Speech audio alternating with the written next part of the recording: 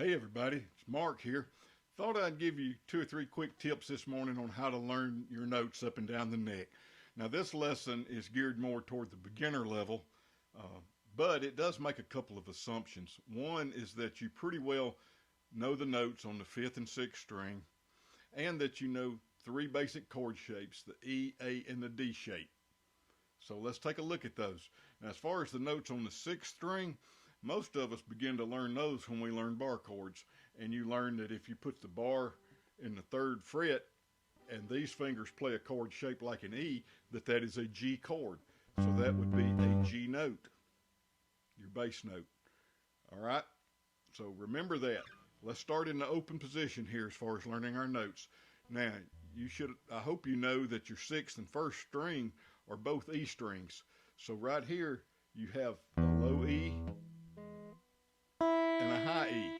Those are 2 octaves apart. There's actually an E in between those, which is your ring finger in this chord.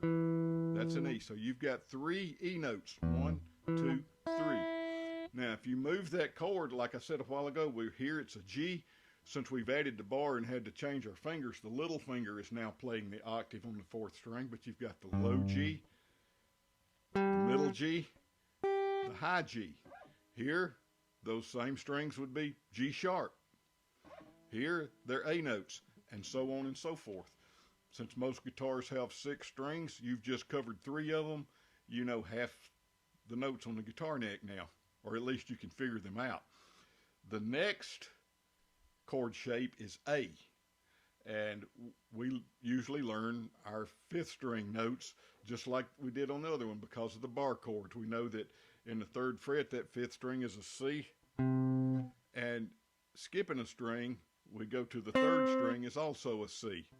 So you got C and C there. In the open position, the open string's A, the 3rd string's an A. Same thing here. You've got a D and a D on the 3rd string, the 5th and 3rd string, and that works all over the neck.